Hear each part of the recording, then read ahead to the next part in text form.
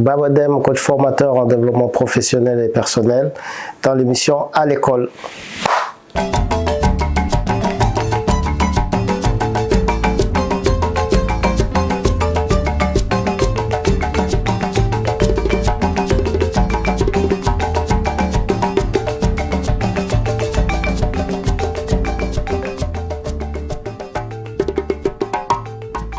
Alors, nous avons assisté aux élections législatives 2022 au Sénégal.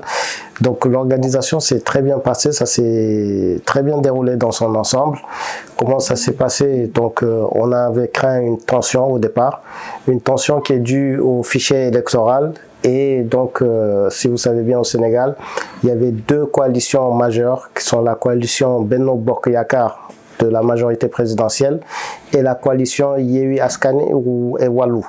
Donc ce sont ces deux coalitions qui se sont, comment dire, affrontées, les deux coalitions principales, plus les autres coalitions comme Art Sénégal ou les serviteurs qui ont eu finalement des sièges.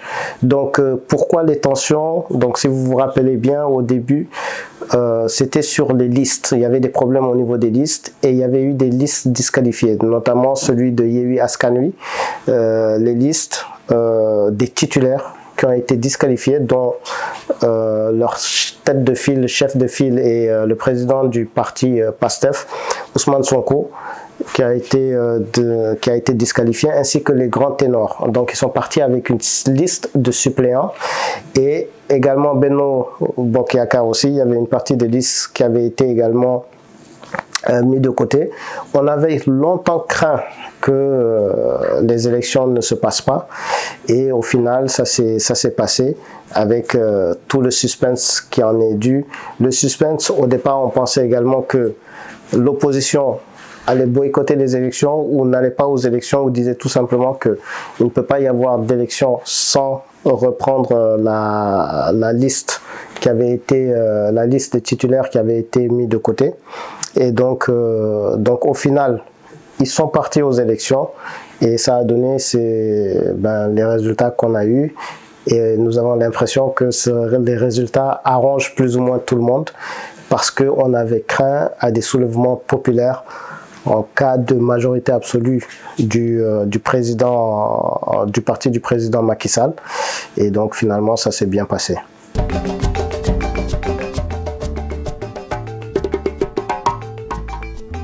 Pour la première fois dans l'histoire du Sénégal, nous nous retrouvons avec une Assemblée nationale dont le parti au pouvoir n'a pas la majorité absolue.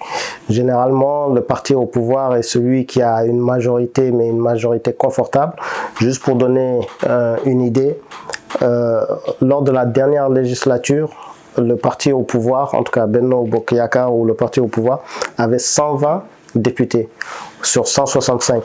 Aujourd'hui, il se retrouve avec 82 députés sur 165 en une législature. Donc c'est pour vous dire déjà l'avancée et la percée de l'opposition. Et l'opposition dans son ensemble, comme on dit, l'opposition réunie à 83 députés. Donc une voix de plus que la majorité présidentielle.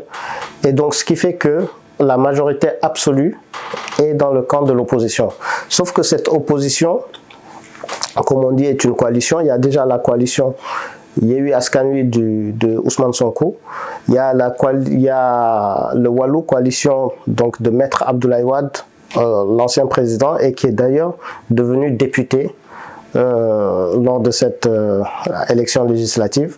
Nous avons également trois députés de Art Sénégal, des serviteurs, et Natangé d'un autre parti. Donc on a trois électrons libres dans l'opposition. Donc les enjeux, c'est tout simplement au moment du vote des lois, pour obtenir la majorité absolue, il faudrait absolument que les 83 députés de l'opposition soient unis. Et pour le moment, ils partent unis. Mais on sait en politique comment ça se passe, et le gouvernement, s'il veut avoir la majorité, il faudra qu'il le convainc dans l'opposition. Ce qui est possible parce qu'on ne sait jamais en politique.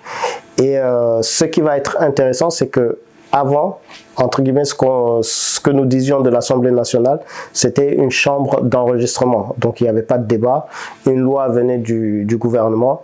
Elle était votée automatiquement sans presque un débat. Et comme lors de la dernière législature, il y avait ce qu'on dit 5 propositions de loi et une seule loi qui est passée.